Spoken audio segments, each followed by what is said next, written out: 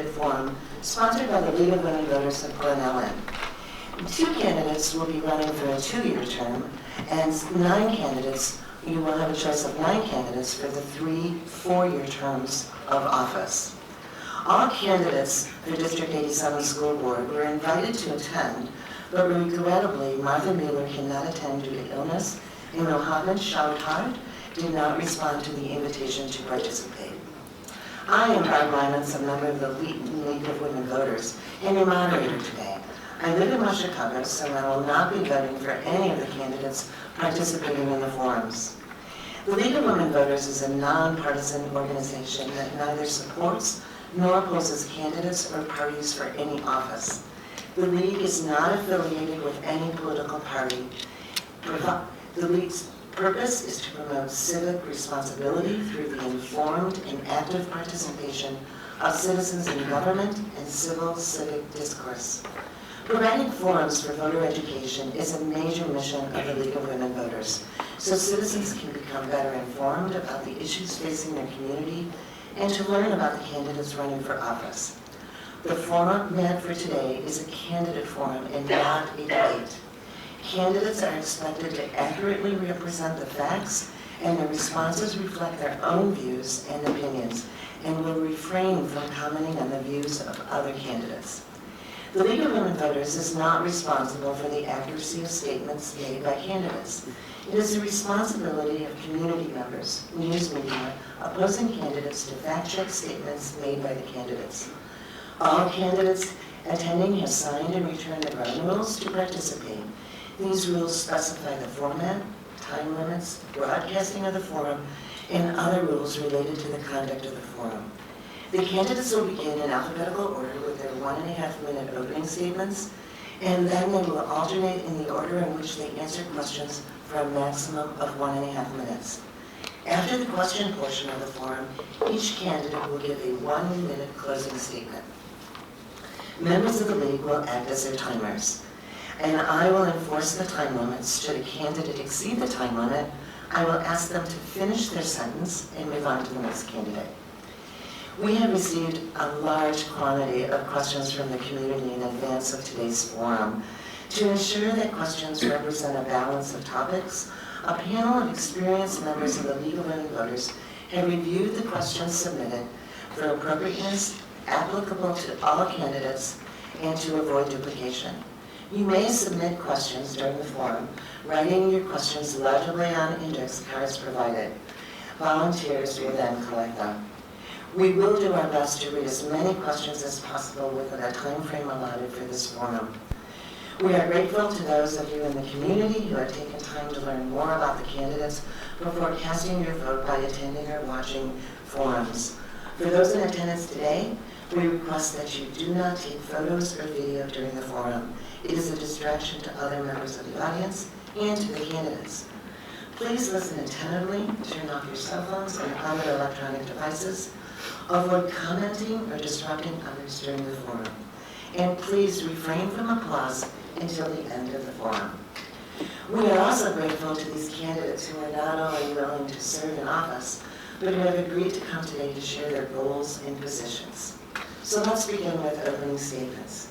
Candidate Breedy, you have 1.5 minutes for your opening statement. Thank you. Can everybody hear me in the back? Awesome. So I really contemplated for the past 2 weeks what I would say in my opening statement. What magical words could I say that would really give you an insight into myself, me. I had my 15-year-old son help me with this, and he said, Mom, just be yourself and be honest.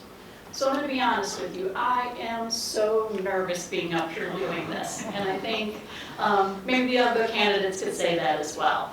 I'm super nervous. Now, when my kids tell me they're nervous, what I always say to them is, being nervous shows that you care. And I hope that that's what, by the end of this discussion, you see that I'm somebody that actually does care about this community. That being said, a little bit more about me other than I'm nervous. I've been a resident in this community for 23 years. I reside in Glendale Heights. I've been a part-time educator for 19 years here in Glendale Heights. I've combined 20 years of service between Girl Scouts and Boy Scouts, as well as 6 years on the local library board in Glendale Heights. So I spend a lot of time volunteering in the community, and that's a little bit about me. I have 2 students that are currently in District 87, and I look forward to today. Thank you very much. Thank you. Candidate De La Rosa, your opening statement. Good morning. Thank you to the League for hosting this forum. As we all know, voting is important, and we want to make sure that voters are well informed. So my name is Margaret De La Rosa. I am currently the president of the District 87 board. I'm about to finish my second term, and prior to coming to the board, I was on the finance committee as a community member for 6 years. And then prior to that, I was actually Hadley's PTA president. So the only thing I wanted to plug is that if any of your kids were in Hadley Theater Arts and did a play, that was actually one of the things that my administration passed, so I'm really proud about that. You know, I'm concerned with always students, our teachers, and our community. And if you kind of look back at kind of the way I vote, I'm have a lot of confidence in our administration and the things that we do for students. And I would like to return because we are about to change the school day, which has been quite an adventure. And I think we're going to be doing a fabulous thing for students by introducing the Glen Ellyn Hour next year. We'll talk more about that later. Thank you. Thank you. Candidate Genders. Hi, my name is Jennifer Genders, and I am running for the 2-year board member position. There are only 2 candidates running for this spot, so vote number 2 for the 2-year spot.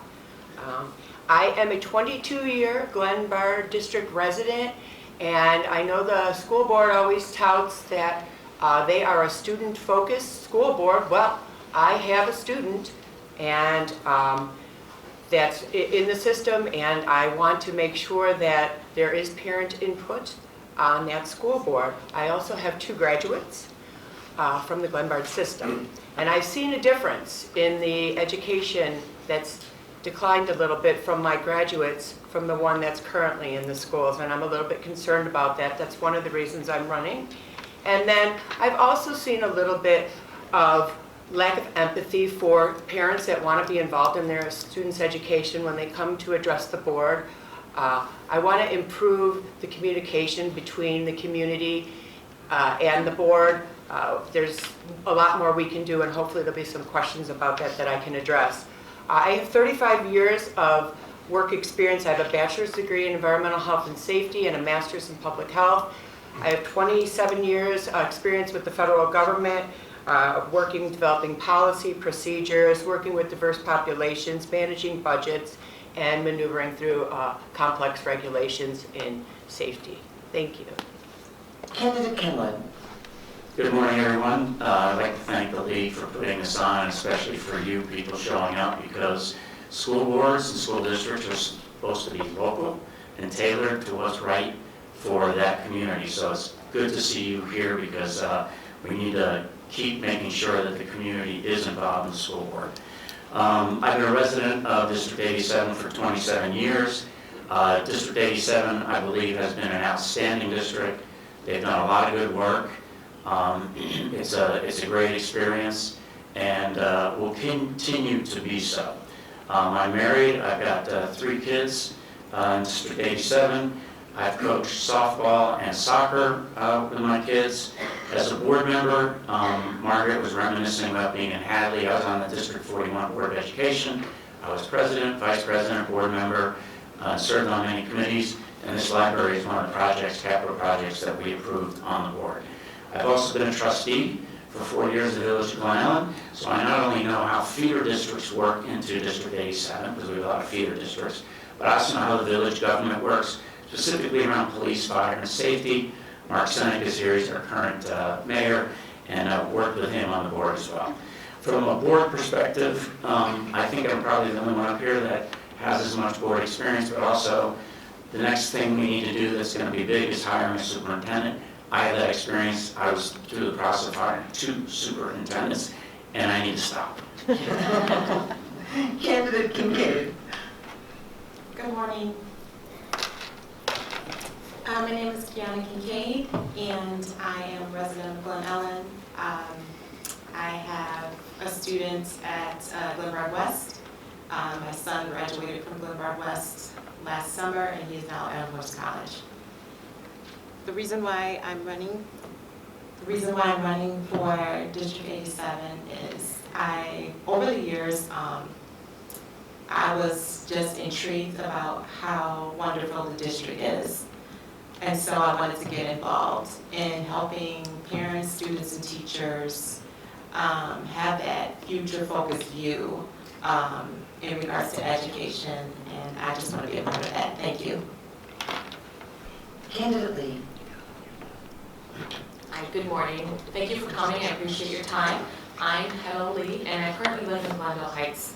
I have a daughter that graduated from Glenbard North last year, and my son is a current junior.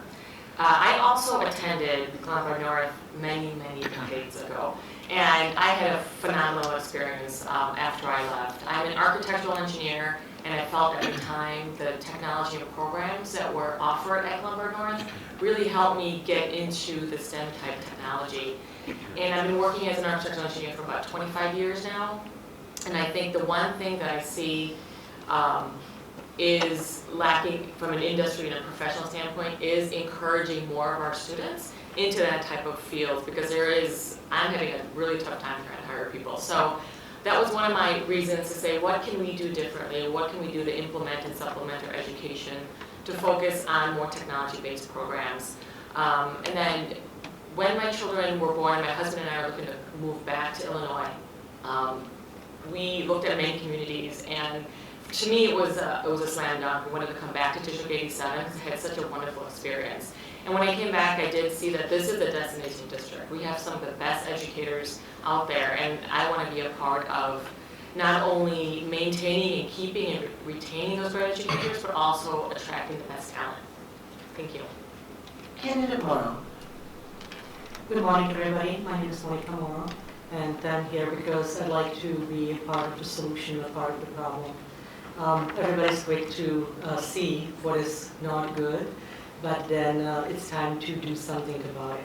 I like to see a little less of being politically correct, a little more honesty, integrity, better communication, human approach with wisdom.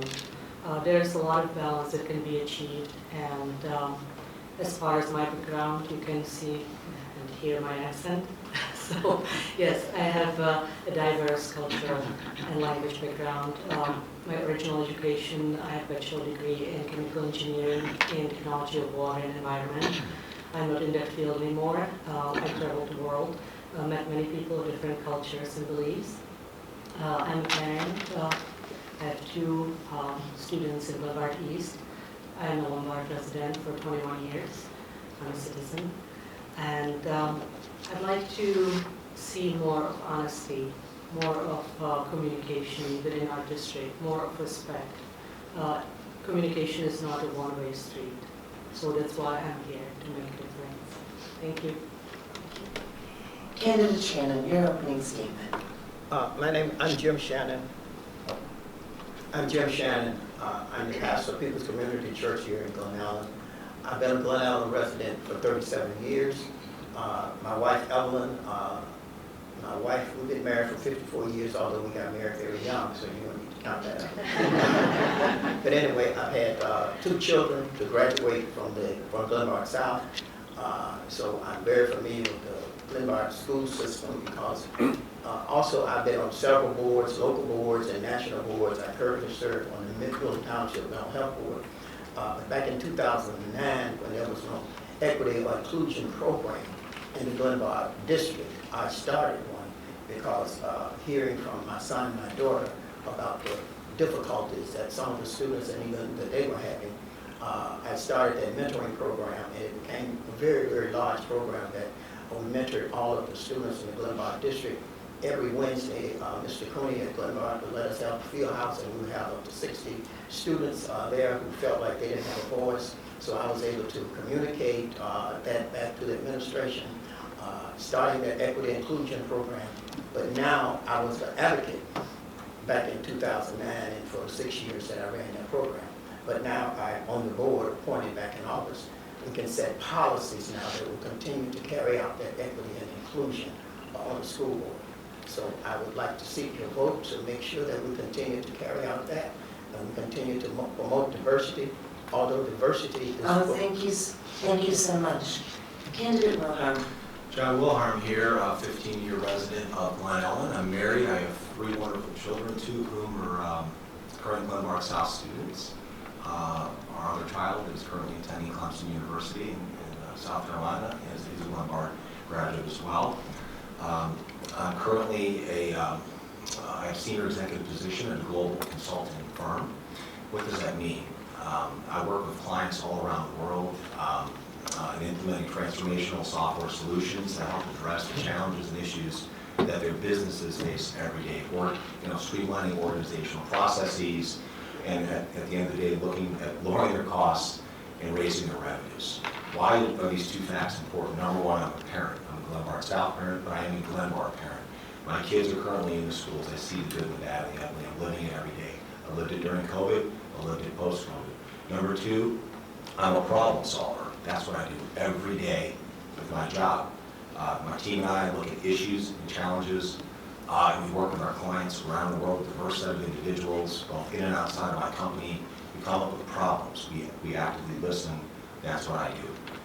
The 2 things that I want to do in terms of immediately being seated on the board, number 1 is I want an active, I want a collaborative, transparent board. What does that mean in terms of changing the culture? I want to have an immediate forum in the district where people come together, ask questions, be involved with the district. Number 2 is I want to address the issue of learning loss. Thank you so much. Candidate De La Rosa, the first question will begin with you. What do you feel are the biggest challenges or opportunities the district has? What initiatives would you implement to address them? I'll read one more time. So, what do you feel are the biggest challenges or opportunities the district has? What initiatives would you implement to address them? I'm not going to focus on challenges. We have challenges all the time, but opportunities? Well, we're about to change the school day. What does that mean? Next year, we will implement what's called the Glenbard Hour on a Monday and a Friday. We will also move our teacher professional learning to Tuesday. What does that mean? It means teachers have more time for learning and students have an opportunity to enforce their learning on those open hours. Today, only 30% of our students have a study hall, which is the only way you can access resource period. Next year, 100% of students and 100% of teachers will be available for 2 hours each week for enforcement and enrichment. Thank you. Candidate Genders, same question. I think the biggest challenge that Glenbard faces is the learning loss and the academic achievement gap that it currently has with students. And I think that there is potential to be gained from the Glenbard Hour if it focuses on actual targeted intervention. Leaving an hour open for students to just do what they want is like leading a horse to water, but you can't make them drink. You might think that the students are going to all just focus on homework and go see these teachers, but even if they all went to go see a teacher during this hour, you'd actually have like 150 students going for help from one teacher in 40 minutes. They're not going to get much done. So what I think the district should really focus on is doing actually analysis on students that have academic achievement gaps, finding out exactly what is needed for those students, and during that Glenbard Hour, having targeted sessions taught by actually licensed teachers that will focus on getting those children up to par instead of just allowing it to be an open session. Candidate Kenwood, what do you feel are the biggest challenges or opportunities the district has, and what initiatives would you implement to address them? I think there are 2 right now. One is just the learning loss that occurred from COVID. I think every family's been through it, every family dealt with it differently. There's a lot of mental health issues that need to be addressed, and there's just learning loss that happened. So we need to continue to focus on that, and as a board member, I will want to ensure that we are doing that and moving that forward. That is a very important component of what we need to do over the next couple of years. Some of our kids haven't had a normal year until this year for, 2.5 years. So that's number one.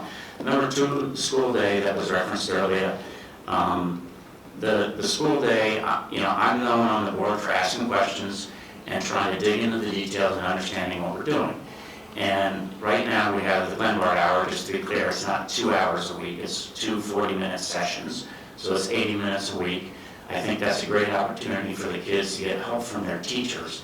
And then there's another component of this, which is going to be the collaboration 90-minute period.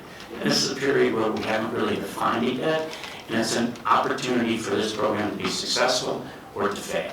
The 90-minute is in addition to the 80 minutes that we're giving the kids for resource time. So I'm going to be around to help flesh that out and take advantage of the opportunities that exist for kids to grow beyond what they would grow within the normal school day. Thank you. Candidate Kincaid, the same question. Repeat that, please. What do you feel are the biggest challenges or opportunities the district has? What initiatives would you implement to address them? Well, I definitely feel that they should have more cultural activities. I feel like finding ways to connect cultural activities towards students' cultural backgrounds is important because I feel like it affects the way that they learn. Thank you. Candidate Lee. There's a couple of different things I think that I see as an opportunity. My son being in school, and I'll use him as the example because it's easiest for me to transition into this. I was fortunate that I'll use math. He's very good at math. He does really well. He's always done good at math, so I never worried about math. And then we had this crazy thing that happened to all of us where we were remote learning, we were getting bits and pieces, and we weren't getting the full story of the next chapter. And I felt that when he then advanced to the next level of math, for example, I don't think we did enough evaluation of those students to see where are you actually now and where should we take you moving forward. It should really be learning focused, and I think that passing children, giving them opportunities if they don't turn in their assignments to, I'll give you another week, I'll give you 50%, is not the way to elevate the district and these students who are going to be taking care of us when we need that, right? And so I think that's a really big piece, is that we need to try to look at that to see how can we help these students. The new, the Glenbard hours I think is one path to get there. Specifically if you can identify where those needs are and what specific requirements these children have. Because like I think Jennifer said, that if you've got 100 kids going into the one teacher, that's not going to be very effective. So it is really important to understand where the roadblocks are, where they are attached to which students, and then really tackle them as a district. Thank you. Candidate Morrow. Okay, I have a question for you. Would you like to hear the nice answer or the honest one? From me, you'll get the honest, and I'll try to say this kindly as I can. I see a huge gap in communication, and it's a big word. I see that communication can be improved tremendously because it's never a one-way street. It has to work in all 3 or 4 ways, and I mean students, staff, community, and parents. And I see that this is not happening as of now. It takes a village not only to raise children, but to educate them as well. So in this aspect, I'd like to see a little better communication. I think that school has to reach out a little more in not informing parents only about what they want to inform them about, but also inviting them to participate actively, ask them questions, do referendums, surveys, stuff like that. Make parents involved in the process, because after all, it is our children. It is not the school children. Another thing is the double standards. I think that one thing is preaching about integrity and character and active intelligence, and another thing is leading by example. We cannot hold the kids on higher standards than we are showing. So this is where I see the potential. Thank you. Thank you. Candidate Shannon, what do you feel are the biggest challenges or opportunities the district has? And what initiatives would you implement to address them? I see the 2 biggest challenges in the Glenbard district. Number 1 is the decline in the enrollment in the district. We currently have 7,836 students with a budget of $180 million. And with our expense on the side of 170 million. But we need to learn how to manage that and how to also deal with the decline in enrollment. And also my other concern is the artificial intelligence. And I think that's a big problem that's creeping up on our student body. But also the way we can deal with both of those things is continue to have quality education, continue to be able to attract quality families into our district. And I think we can do that by we don't have a teacher shortage in Glenbard like we have in so many districts, because we're paying teachers good salaries, we're able to attract teachers, we're able to attract people to move in our community, and we need to keep that up. Like some of the initiatives that we're showing on the board now with the Glenbard Hour and a lot of other things that we're doing to get teachers more in the face of the students, which would deal with this whole issue of artificial intelligence. There won't be a need for it once we equip our students to be critical thinking, and we can also continue to attract quality families into our district, just like we're able to attract quality teachers today. Thank you. Candidate Wilhelm, Please repeat the question. what do you feel are the biggest challenges or opportunities the district has? What initiatives would you implement to address them?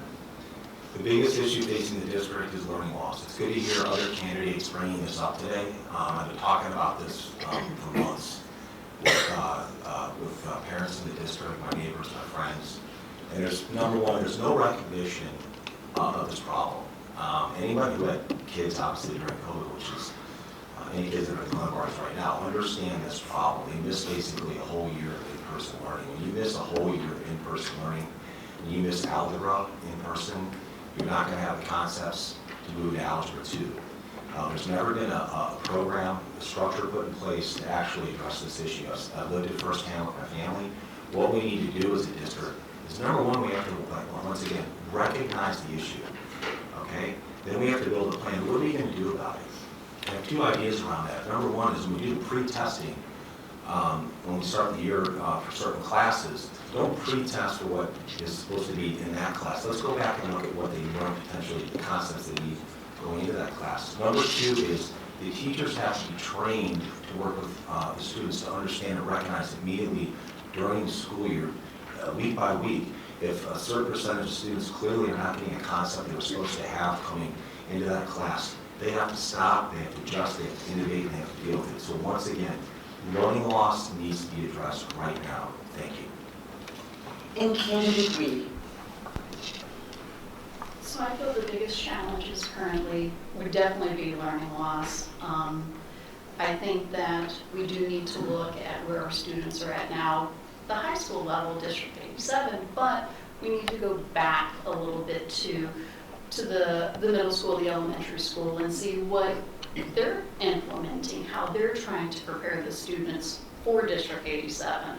The other challenge that I think we have is ensuring that all students and families are represented, their voices are represented in the community. I think there's a little bit, I can only speak for my experience, there's a little bit of a gap in information from District 16 going into District 87, and I think having board members that represent those communities can help in finding a voice for those students and families.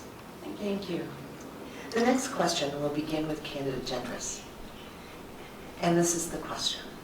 Specifically, what do you view as the role of a Board of Education member regarding the classroom curriculum, books, and other educational resources in the district schools? You have 1.5 minutes. The board, its role is oversight. The development of curriculum is left up to the seasoned educators and administrators at the district, and the board will approve what they have brought up. And the board's role, based on the goals that are set, are to ensure that that curriculum is meeting the goals of the district, and that students are able to achieve what needs to be achieved based on that curriculum. And if there are issues that are brought up to the board during board meetings about the curriculum, when there are questions the community has, again, the board will take that into consideration and go to the administration and work through those issues, but the board does not develop curriculum. Thank you. Candidate Kenwood, you read curriculum, books, and other educational resources in the district schools. So a couple things there. Obviously, the school board does not develop the curriculum, but at the end of the day, we are accountable for how the curriculum helps or doesn't help our kids and how it impacts our kids. So ultimately, we're accountable for that, and we work with the superintendent to ensure that we are doing what we need to be doing from a curriculum perspective. District 87 is a very well-ranked school compared to the other high schools in the state. From a curriculum perspective, I do have some concerns around our proficiency. Our proficiency for math and for literacy is under 50% in our schools. So I do think from a curriculum perspective, we need to address that. I think that it's up to us to put the goals together. There are a lot of standards. There's a lot of standards that come down from the Illinois School Board around what we should teach, around diversity, around sex education. A lot of those standards are things that we look at, we review, and determine what's right for our school district. Thank you, Candidate Kincaid. The same question. Would you mind repeating that?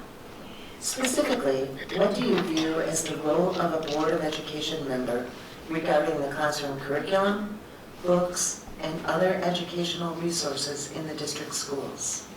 Well, I feel like our role is to aid in the curriculum,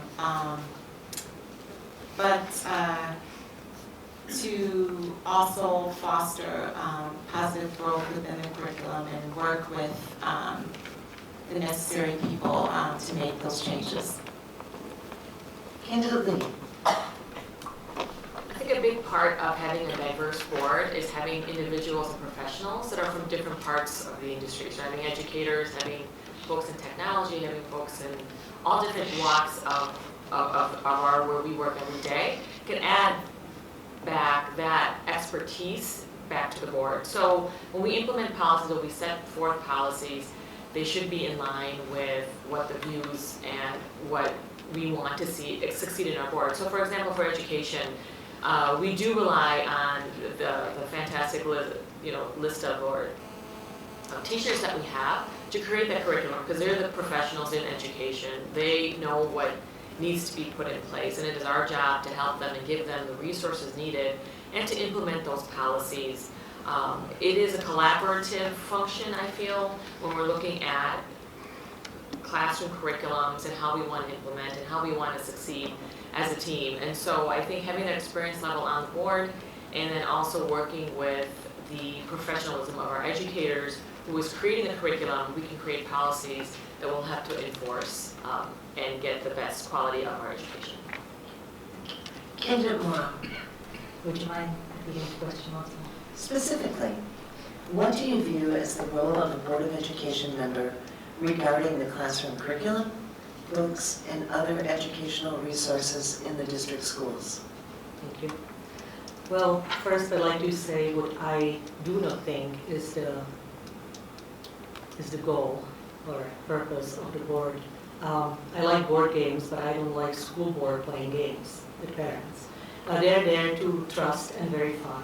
They're there to make sure that the educators, that people who really are well educated in educating others, do their job, and it shows as measurable results. Everybody can say beautiful things. We need to make sure that the results are delivered.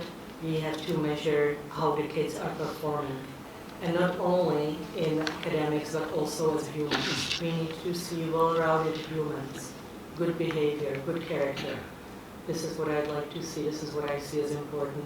But as a board member, I'm there to represent myself. I'm there to represent every single one of you. So I would need feedback. It's not a one-man show. I need to seek feedback from the community. Thank you. Candidate Shannon, your response. I think we need to be very clear on the board's responsibility. And remember, I said responsibility. The board has the responsibility of setting policy. The board can delegate authority to the administration. superintendent, principals, librarians, all the way down. But the responsibility of the board can never be delegated. They can delegate authority, but not responsibility. So all of the people that the board has as administrators report to the board because we have the responsibility to set those policies, and we have to make sure that those policies are set properly. But also, you have to remember, in locus parentis, that means in the place of the parent. We are all in the place of the parent, from the board to the administrators to everyone.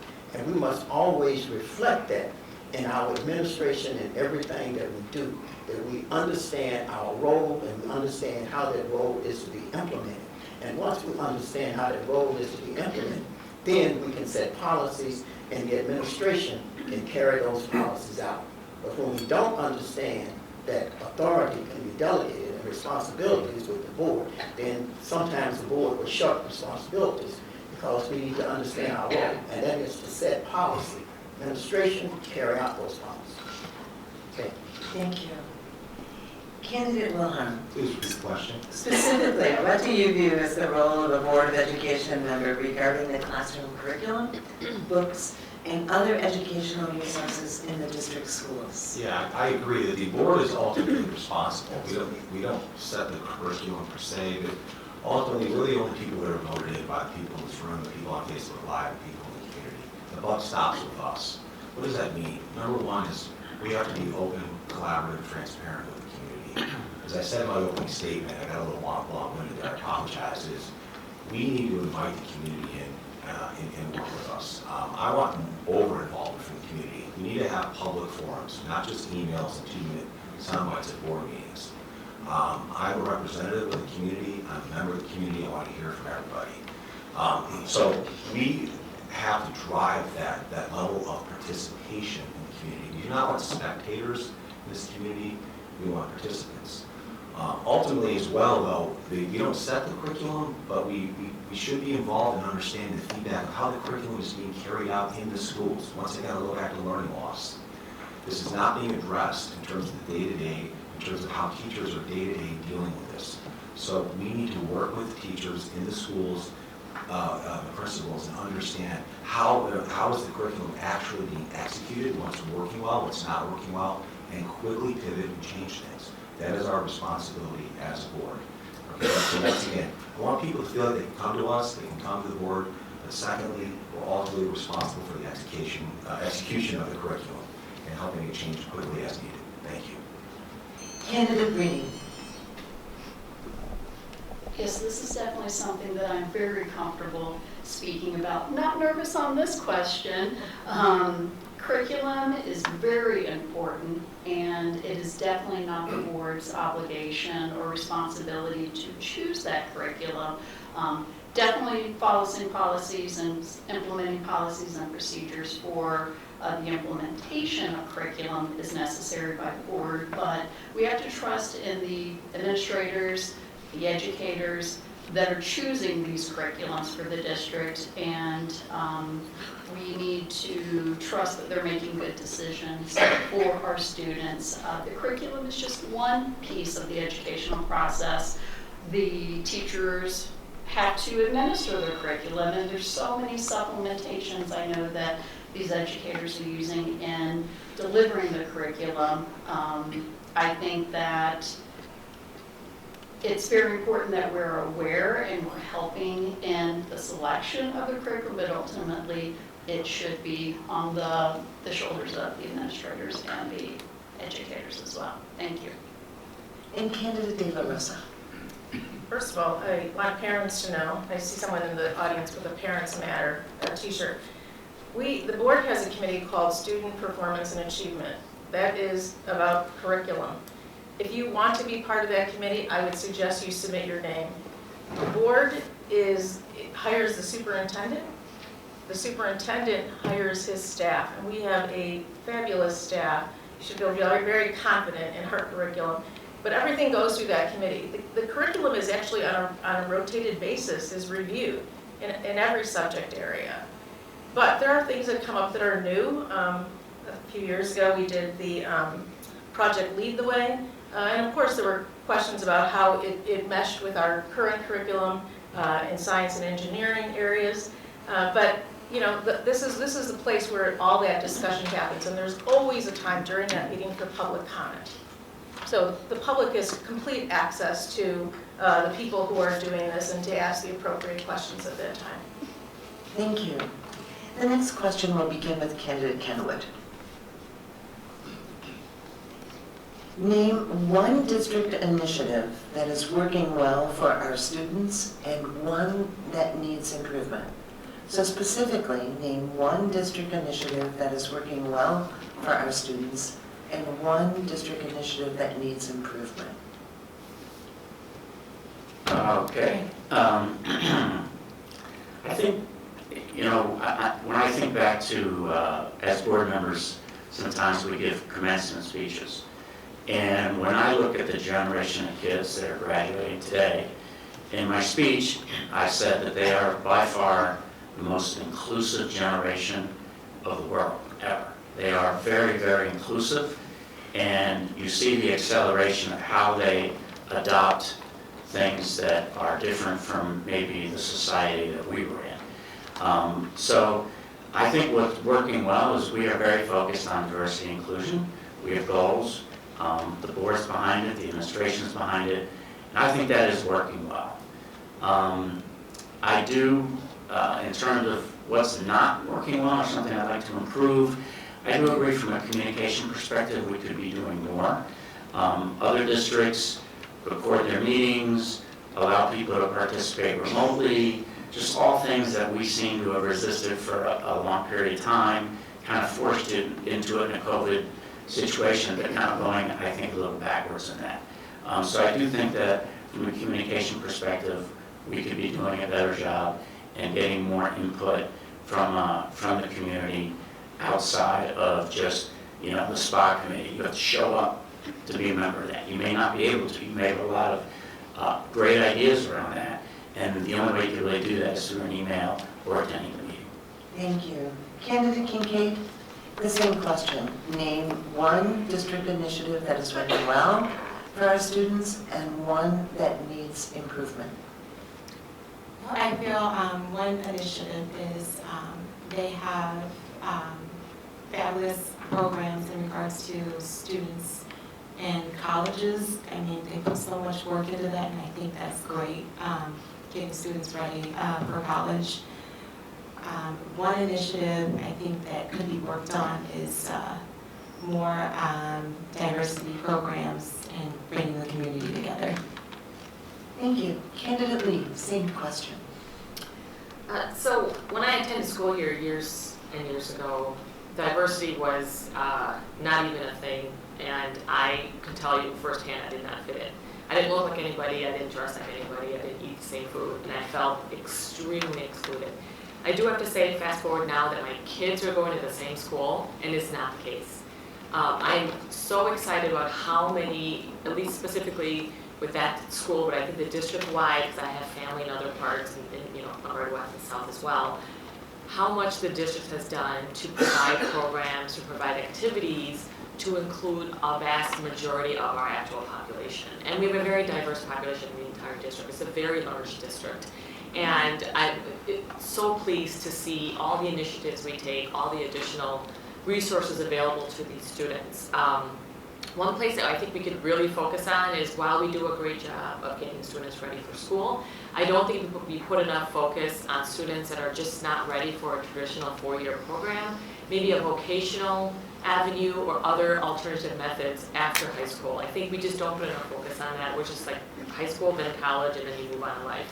And that's not the right path for everything, for every student or for every demographic. And so I think we really need to really focus on trying to provide alternate methods and alternate educational options for non-traditional students.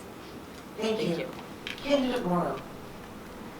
Okay, on a positive note, I see many great teachers. I see great relationships between students and teachers. They connect better. The teachers lead. I see a really good and rich selection of different subjects. There's a lot of great extracurricular activities in our schools. I like that very much. It is a positive environment to allow kids to grow, to be interested, to motivate them. That is wonderful. On the other hand, I like to see a little more of involvement. As I said, it's a teamwork, and I think that nobody, even the district staff, should have monopoly on how to educate the kids. They should seek more of feedback. There should be little more of setting boundaries, not enabling, in my humble parenting 21 years experience. I see certain tendencies to enable behavior that is not healthy, that is not correct, and it's disguised as diversity. So this is what I don't like. I believe that we should be a little more frank and provide support to the children, not enable their behavior. Thank you. Candidate Shannon, name one district initiative that is working well for our students and one that needs improvement. I think the student achievement is going very well in our district because we have more students that are graduating from our district that are going to college, that are also graduating from college. And that speaks volume to preparing them for college. And I think this Glenmark Hour and a lot of things that we're doing with the hour is also going to prepare them to go off to college and be able to take classes in college as well. But also, the thing that I think that we're not doing so well, although we are doing a great job, but I think we can improve, let me put it like that, is with the issue of diversity and inclusion. We've come a long ways. When my son graduated from Glenmark South in 2013, I intentionally sent him to a historical black college because he had never really seen an African-American man in a strong leadership role, and I thought that was important for him to see that. But now we have it in the district, they can see that, but we need to continue those kind of programs, promote those programs, and make sure that all students, regardless of gender, race, color, creed, or whatever national origin, that they feel welcome, and we should continue to have sensitivity sessions with the teachers, because we have teachers come from a lot of backgrounds. We need to make sure that they are sensitive to how they can speak and what they can say to students. But I think the inclusion and the equity inclusion thing has come a long ways since I sent my son down to HBCU college. Basically, I wanted him to see people in leadership that looked like him because he couldn't achieve things if he couldn't perceive it. And I think that's very important for all of us. Thank you so much. Candidate Wilhelm? Yes, my family and I moved to Glen Ellyn 15 years ago because of the schools. These are exemplary. This has always been known as an exemplary school district, as somebody mentioned earlier, destination school district. Fantastic people live in these communities. We have unbelievably talented teachers. My wife and I have been very impressed from the feeder schools all the way through Glenmark South with our teachers. At Glenmark South specifically now, we have a new principal, fantastic hire. She's wonderful to work with. She's very collaborative. I look forward to working with her when I'm on the board. As also mentioned, very culturally diverse school system. I think we've come a long way in that regard. You can see that throughout the Fort Glenmarks. I'm very proud of that. I'm very proud of my children growing up in a community like that. In terms of one area, a major area of improvement, though, is I look at something called the achievement gap. The achievement gap is something that's been around for quite a long time, and it's really gotten a lot worse. And what I mean by that is underrepresented groups have really fallen behind in our school. The over-advantaged, I'll say, groups are doing well. In a lot of AP classes, we have a lot of great statistics that show kids that are moving up in AP classes, but we also have a lot of people dropping out of those AP classes immediately. That is not serving anybody well. And once again, the statistics are out there. The achievement gap is a big problem. It's been a big problem. It's gotten worse from COVID. It's something we have to address. Once again, learning loss is a big part of that. Thank you. Thank you. Candidate Breeding? Yes, I think District 87 is doing a lot of great things. I think that they're ever changing in the things that they're doing, offering new things for the students. For example, the dual enrollment classes that recently started, I think is phenomenal. I would like to see more classes that fall into the dual enrollment. I think an area of improvement that I would like to see as a parent is my first introduction into District 87 is when my student was an 8th grader. And I would really love maybe for some involvement to begin earlier than that, to kind of bridge that gap and to make me as a parent feel that empowered with my students going into high school, to feel that I'm ready, they're ready. So I would like to see more opportunities for the community to have interaction with the high school prior to their students being able to be a part of it. Thank you. Thank you. Candidate David Rosa. Okay, what are we doing well? I have to say, as taxpayers, you should know, I think we're doing really well, and you're getting a good use of your tax dollar. But I would say one of the goals that we have as a board is a goal we call more to all. Years ago, and I've had 3 Glenbard graduates over a 16-year period, so my family in and of itself is a longitudinal study. What does that mean? That means by the time a student is a junior, they have had physics and they've had algebra 2. That was not the case, but we have over 90% of our students at that level. That has been a great goal. One of our challenges is that pathway that's the alternative to college, or that next step. We are working with COD and we are offering dual credit classes. We are constantly having conversations with COD for those next steps. So we're working on that, we are aware of that, and I think you're going to see something, that relationship deepen with COD. On the issue of the middle schools, we partner with the middle schools to have curriculum alignment. So when students come to us, that they're ready for high school work. That is a huge concern for us. It was something that I certainly brought to the board when I was here at Hadley as a PTA president, because I saw my students, that gap, you're thinking you're doing really well, but then you're getting to the high school at a whole different level. And we now have liaisons that work very closely together to make sure that we know where students are coming from. Thank you. Sorry. Candidate Gendris. I think what Glenbard does really well is to allow all students, regardless of their ability to pay, to participate in Glenbard activities. With the paying for the iPads, paying for lunches, paying for sports, paying for trips if needed. There is a way for all students, regardless of income, to be active participants.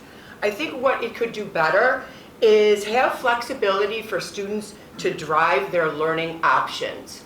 Yes, there are required courses that students have to take. However, schools cannot regulate students into educational excellence. Students need options, and they need to know what the minimums they have to take and what their free options are. For instance, most students are geared freshman year into world history. That isn't a required course. Yes, you need 3 years of social studies, but you only need U.S. history and political science. That could free up opportunities for kids. And how could it free up opportunities? We've got to make more classes 1 semester courses so students can have more options in sampling what they might need, whether it be computer science, whether it be data literacy courses. We need to have more options available for them. We need to eliminate prerequisites by grade, because we know not all students learn at the same level. Some can handle things and some cannot. We need to open opportunities for kids to be able to drive their own learning for what they want in the future. Thank you. Our next question is this. What policies do you believe should be maintained, added, or removed in order to support gender diverse students? And this question is going to begin with candidate Kincaid. I'll read one more time. What policies do you believe should be maintained, added, or removed in order to support gender diverse students? First of all, I know this is sensitive to some people, but I think it all depends on, working together with the board and the community and just seeing what works and making sure that students that are, making sure the students are comfortable maybe there are changes that need to be made as far as restrooms. I just feel like it needs to be discussed a lot more, rather than just making a quick decision. I mean, it's tough, but I feel like it needs to be discussed a lot more before any decisions can be made. Candidate Lee, what policies do you believe should be maintained, added, or removed in order to support gender diverse students? Well, I know our current policy does have a large section on the state and federal requirements for anti-discriminatory practices, for bullying, for harassment, which absolutely as a minimum needs to be there.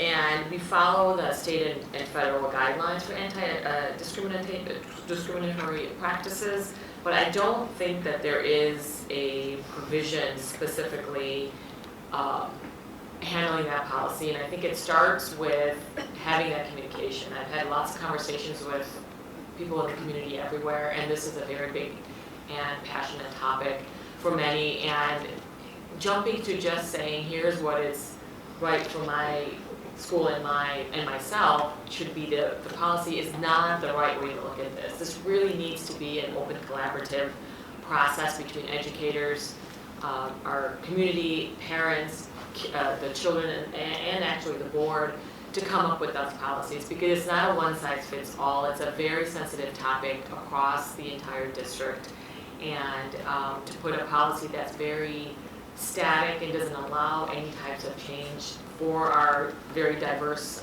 community would just not work and not be successful. So it's really communication and collaboration to get those policies to where it meets our standards.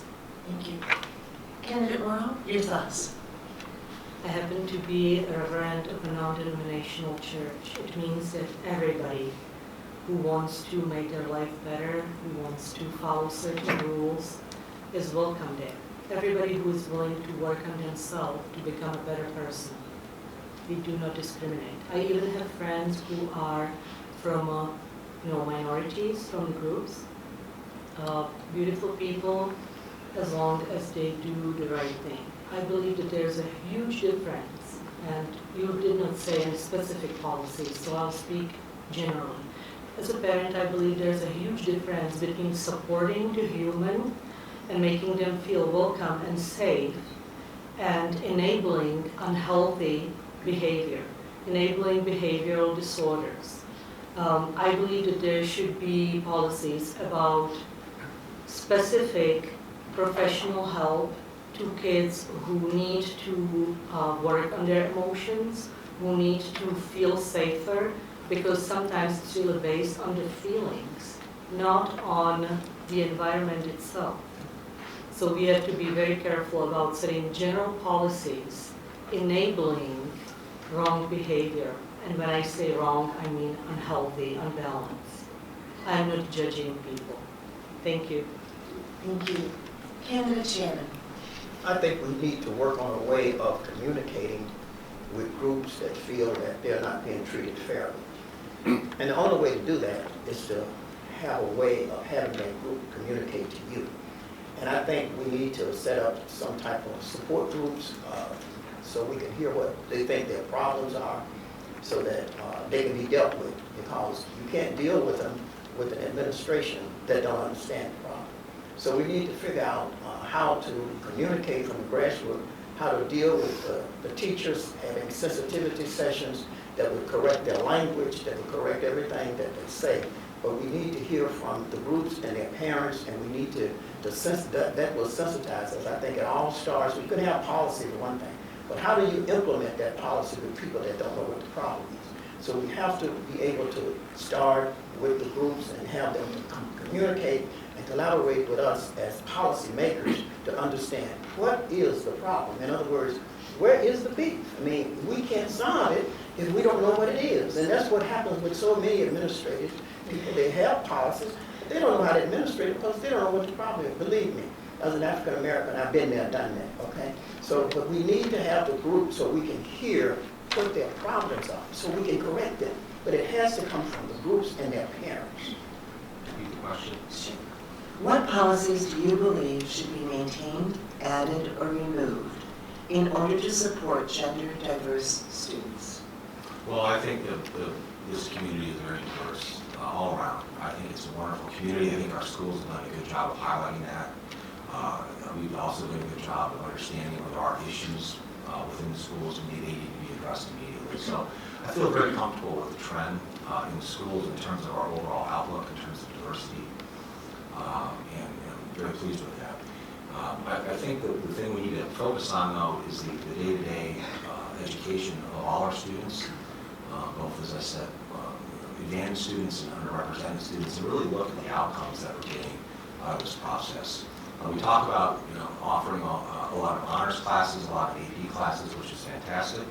But as you start digging underneath this, you start talking to parents, students, and the statistics, you start seeing that certain groups of people are falling behind. And that's, to me, it's completely unacceptable. So we're potentially moving certain students up to certain classes that potentially did not get the proper teaching in previous classes. They can't handle the classes, they drop down, but that shows that they actually were in an AP class for a while. I don't think that serves the student. That does not serve the parents or the community. So once again, that leads to something called an achievement gap. The achievement gap has been a big issue in Illinois, in our country, and unfortunately with COVID and some other issues, it's really raised its head more prominently, and it's something that needs to be addressed. Thank you. Candidate Greedy, what policies do you believe should be maintained, added, or removed in order to support gender diverse students? Yes, I think currently we have a non-discrimination equal opportunity policies that's implemented for the teachers as well as the students. I feel that we're in a good place right now with policies to represent this population. I think what's more important is the education for the students as well as the teachers to ensure that they are sensitive to the population of students that would fall under this. And I would be open to any thoughts or suggestions on other policies and things that can be done to help this group of students. Thank you. Candidate De La Rosa? So policies for removal, at this point none, but we do have a educational opportunity policy which we passed a few years ago, and it was an intense discussion, but ultimately we passed it because we are a public school, and belonging and respect and support is what we should be doing as concerned adults for young people. And so we have built even our facilities around that same concept, that bathrooms of your choice, things like that. Great controversy, but we have students for 4 years, and we need to support them in their beliefs and to educate them. And if that makes learning for them easier, that's what we need to do. We need to support students and their convictions about who they are. And so that's what our board did, and I think it's a policy we should keep. Candidate Genders. Glen Board was at the forefront of passing gender inclusive policies, and we have policies on bullying. So I think we are very well set on policies for this group. But I think where we really need to focus on more are the results of these policies. How are students being treated? Do they feel welcome? Do they feel included? Are they bullied? And this means, not just gender diverse students. This means all students. We see a lot of information on social media, not necessarily Glenbard schools, but of things that we just don't want going on in schools, and those things need to be addressed. And you can't regulate those things, sadly. Students are going to do what they're going to do, but we have to make sure that students are understanding that they have to treat people with respect and dignity.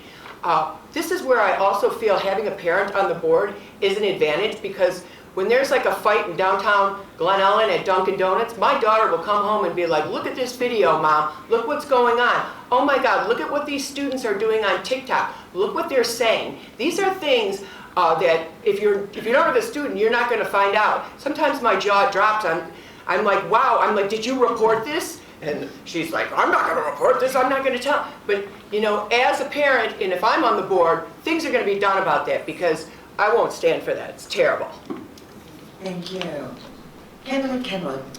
Yes, as been noted, we do have policies around gender diversity. That's what this question is focused in on.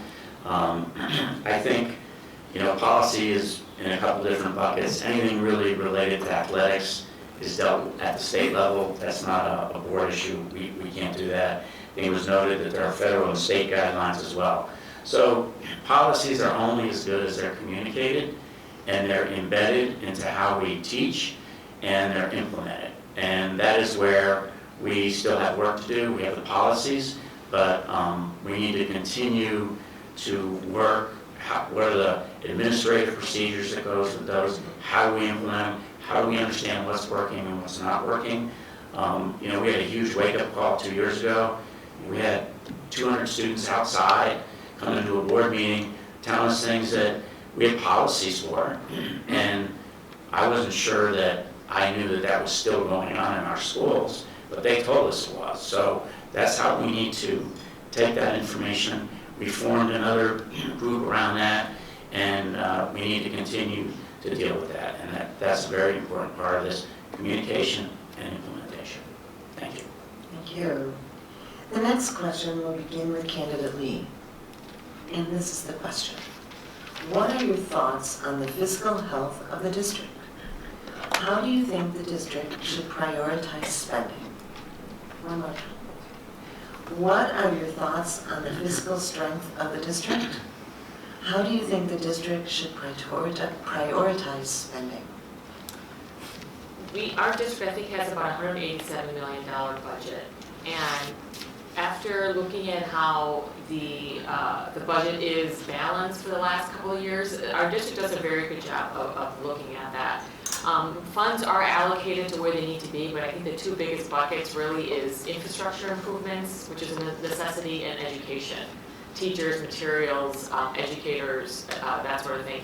And the focus really, if we're all focusing on education, we have to look at both sides. And I think the experience that I hope to bring to the board is that having been in the industry, specifically in HVAC for all these years, I can help with the infrastructure piece. Because having that voice to say, are we spending our money where it needs to be? When East did the sustainability initiative and put in the solar panels, I thought that was great. And then how can we then mirror that back into what are the actual savings? Can we use those savings then to look at other parts of our roadmap to where we're lacking funds, for example? And as technology, as industry increases, things like sustainability are a big deal, not just diversity, but it is true where our planet is heading and where this generation of students are heading. And so it's important to look at areas not just in one specific bucket like education, but where can we focus on other areas of our spend to reduce those costs and use those to reallocate it to where it needs to be. Thank you. Candidate Mono? Okay, I'm a single mom raising 2 young adults with a dog and a cat. I am an immigrant. I don't have a family here to support me and to pitch in if something's lacking. So what I'm doing constantly is this, juggling. On a physical level, I'm not too good at it. My son's better at it. But on a financial level, yes. If I can micromanage, I'm quite sure that I can also use these skills on board. As of now, I don't have enough information, I'll be honest with you. I don't have enough information about how the budget goes, but I can promise that I will ask questions. I believe in trust and verify, so I will ask questions. We have 4 schools, it means 4 buildings, staff in different locations, we have students with different needs, and we have numbers. So it's really just about balancing numbers. My original education is technical, so I can promise that math was kind of my forte. And I will look at it. And if I don't know, I will ask. I think that the only question that is not a good question is the one that's never asked. So please come ask me. Thank you. Candidate Shannon, what are your thoughts on the fiscal strength of the district, and how do you think the district should prioritize spending? We currently have an operating budget in the Glen Ellyn district of $176 million. We currently spent $173 million on expenses, which gave us a plus of close to $3 million that was used for permanent improvement on buildings and grounds. If you know anything about finance, that's a very, very organized way of managing money. Your money is being managed very well. Now, what we need to do to continue to have our school districts to be one of the most outstanding one in the country, like it's continuing to be now, is to continue to be able to attract teachers, administrators at a top level, and still be able to do that, and still be able to have a surplus that we have today. And I can see that now, especially when so many school districts are short of teachers. We're not having that problem. So many school districts where a lot of the students are not, we are above the average in students going to college and graduating from college, above the national average. So there's so many great things going on, and we're moving in the area of getting better with the diversity. But I think the main thing that we can do is continue to have this physical sound administration that we have, and continue to have a balanced budget with surplus, continue to improve our buildings, like we have quality buildings. When you walk into these buildings, you can see that they have quality and we have quality staff. We're able to attract people to our district.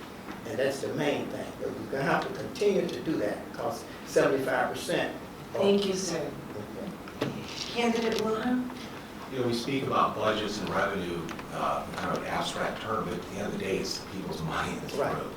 It's taxpayers' money, should say that on a line item. It's obviously the board's responsibility to oversee that money and spend it wisely, but I take that very seriously. The large portion of our property taxes go to our schools. People pay a lot of money to live out here and send their kids to school, so being stewards of that money is very, very, very important. So as a future board member, I will take that very seriously. I will not rubber stamp any budgets and just say this looks good, that looks good. We got to look at the money where it's being spent. Secondly is, I think the projection for the budget is it's going to go up, and our enrollment is going down. So we need to think about that as a district. Okay, you can keep taxing people more, you can keep bringing in more money, but is it really necessary to be bringing in more money? As the gentleman just said here, we have surplus. So once again, we need to think about the budget moving forward. In terms of maximizing the levy, is that something that really needs to be done? Or do we need to curtail that back? But I will say, as a board member, I will be very judicious looking over the money. I will say the district has done a good job at fiscal asset management, looking over the buildings. We have fantastic buildings, they are in good shape. And where we spend money is the most important, right? When we bring that money in, it's on teachers and aides. Thank you. Thank you. Candidate Greedy, the same question. Yes, my first initial gut reaction was the money needs 100% priorities the students. Absolutely. But for the money to be prioritized to the students, you have to have good educators, where obviously a good majority of the money is going to, as well as there has to be functioning buildings for the students to be able to receive their good quality education. I think the district's doing a very good job with the taxpayers' money and focusing it on the students. I think just continuing that it is what needs to be done. Thank you. Candidate De La Rosa? Okay, so since I'm a sitting board member, I have to be a little bit more definitive. So taxpayers should know that Glenbard has the 5th lowest property tax wealth. Every year, we benchmark ourselves against area high school districts. These are the same districts we compete for talent, so it only makes sense for us to compete with what our spend is per student. But we have the 5th lowest property wealth, and we only have the 13th highest tax rate. Our tax rate has literally stayed the same for years. Even when we did referendum, we have kept that tax rate the same. So if you want to get into the details of value for your money, I definitely can show you that and the areas and the school districts that we benchmark ourselves against. So you should know that. We have gone 13 years with the state of recognition for our financial management and the money that we have on hand. Surplus goes into our buildings, and we have been on a 10-year journey of making those kinds of improvements, maintenance that was deferred for many years. And it's been a good thing. We're protecting the public assets, and we're protecting the quality of education by always having quality educators and a strong curriculum. And I think the proof is in the statistics. Thank you. Candidate Genders. Yeah, the Glenbard district is financially strong, but we are going to be facing a declining population, according to CASARDA, of about even 700 students. So that's going to leave a lot more money available for education and for educators.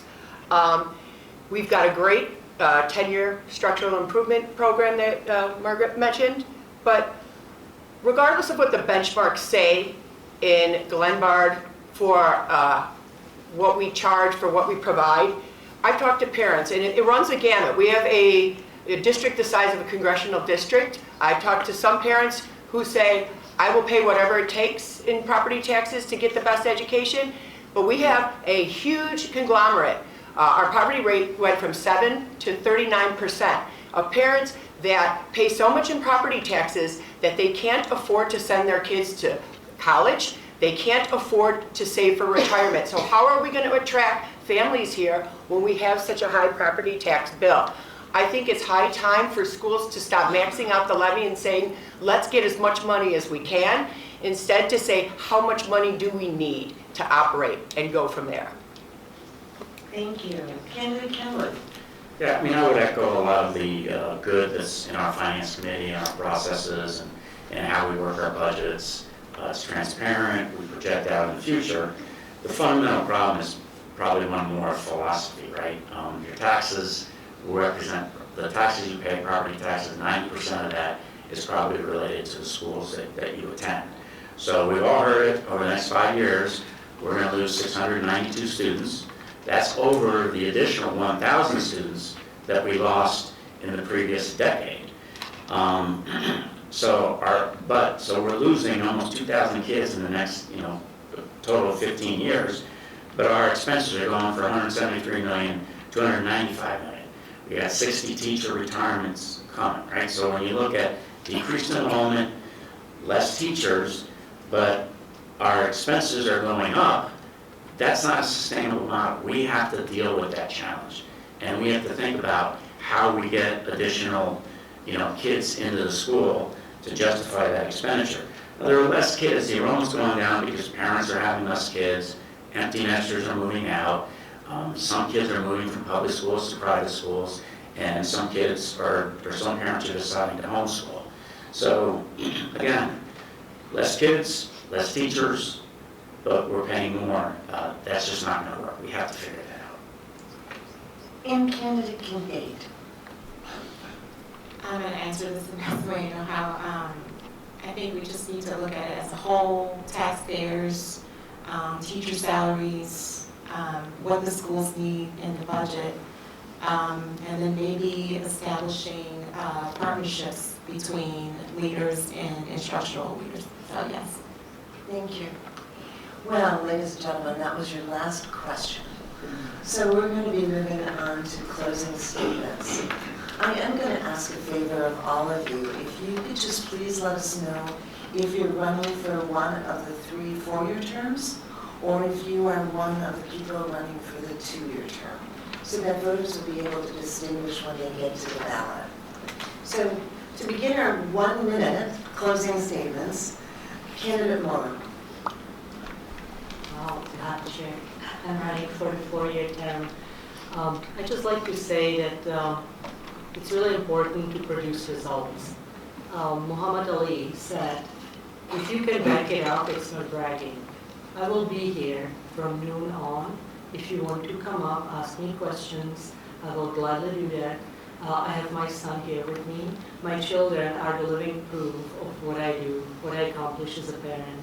And I think that education takes a lot of parenting. It's 2 sides of the same coin. I worked as a volunteer union leader for 2 years, so communication is my forte. I'm trying to look for what people have in common, and our common goal is educating good young adults, making them good humans so they can succeed in life and be happy.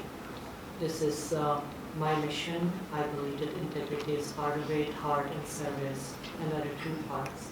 Thank you. Candidate Shannon, your 1-minute closing statement.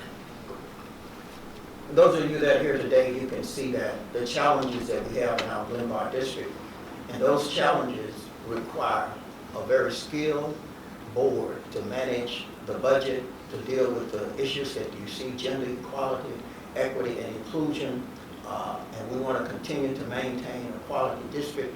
So I have a lot of experience in managing budgets, dealing with diversity, dealing with all of the kind of issues that was raised here today.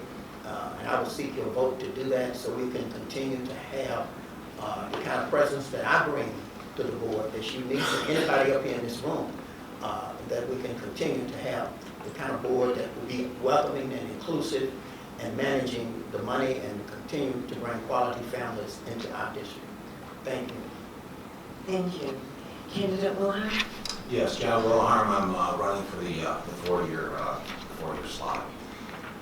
When you look at hiring somebody for an important job, whether it's in your personal life or your professional career, what do you look at as characteristics of a person? Think about that. Trust and integrity. What's trust and integrity? Trust and integrity is about being genuine with people and being honest with people. Honesty is very important. Honesty is looking at the issues and the facts, the data, and saying, we have to do something about that. Does that person do what they say they're going to do? Do they follow through on their commitments? That's my reputation here in Glen Ellyn. I'm proud of that, and that's the reputation of my professional career. Secondly, leadership. What is leadership? Leadership is looking at challenges and issues, attacking those, and problem solving. As I said in my opening statement, that's what I do for a living around the globe, working with clients, working within the community. I'm a problem solver, not a politician, and I would appreciate your vote. Thank you very much. Thank you. Candidate Beebe? Yes, I think my years of experience as an educator, as well as my years of experience on our local library board, makes me a wonderful candidate for this position. I'm used to managing a budget. I understand the expectations of the students that will be, at one point, hopefully, enrolled in District 87. I teach the students that will eventually be students in District 87. I would appreciate your vote, but more importantly, please make sure you come out and vote for whoever is right to represent your family and your community. Thank you. Candidate De La Rosa? Come out and vote on April 4th. My name is Margaret De La Rosa. I am running for the 2-year spot. I certainly would like to come back, and I hope I've gained your vote and confidence. If I haven't, give me an opportunity. I'd love to talk to you. Thank you. Candidate Gendris?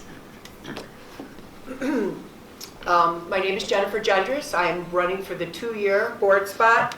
It's important for me to have all our students be productive, working, self-supporting citizens. One of the federal agencies I worked for was the Department of Labor, and I know how important it is for occupations to be filled and what it takes to fill those occupations.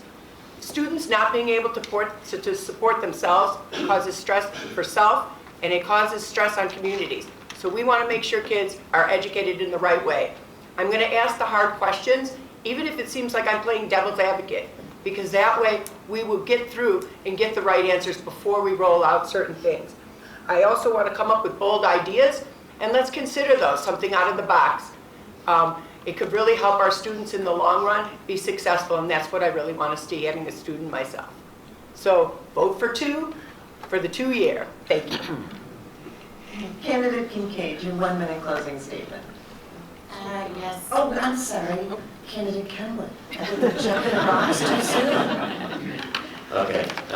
You stayed within your minute. So John Kenwood, I'm running for the 4-year term. I believe I've demonstrated in my 18 years of being on boards that I'm committed to the work. I will ask the questions. I am available. When people reach out to me, I will reach back out to them. I will call them. I will email them. I will meet with them. I feel I'm reasonable. Maybe some of my fellow board members that I've worked with over the years don't feel that, but I feel I am reasonable. I use common sense. I listen, and then I decide. I decide what I think is best for the stakeholders of our community. I have a lot of the experience necessary. I've hired a superintendent. That's the next I've hired actually 2 superintendents. That's the next big item that this district needs to do in addition to the new school day. So I would ask for your vote. I think I have some signs. If you want them, please let me know. And now, candidate Kincaid. Yes, I'm running for the 4-year, and I would just like to be of service in any way that I can in making positive changes for the district when it comes to education. I would like to just foster positive feedback, mindset, and positive growth. I would like to change things where, we might say we can't do that right now, but I'd like to change it to we can't do it yet. Let's work on it. Let's, come together. So that's what I would like to do if I'm on board. Thank you. And candidate Lee, your 1-minute closing statement. Hi, I'm Heather Lee, and I'm running for the 4-year term. I like to say that I'm a parent and I'm not a politician. Politics and me they don't blend, they don't do very well together. And I come into this without an agenda. I feel that my duties and what I offer has to be my best foot forward to represent the decisions and ideas of our community. And I don't have an agenda coming into it. What I want to do is academic excellence. I have children that went through the system. I have a child that's in the system, and it's imperative that we provide parents from all parts of our community. I can tell you specifically from my school, they feel very underrepresented. They don't feel their voice is heard. They feel that they cannot connect with the current board. And hopefully, having me here as a conduit to try to help get that. Because we've all got various needs, we've all got various challenges, but what I hope to bring is the ability to listen and to provide that support. Thank you. Please join me now in thanking the candidates.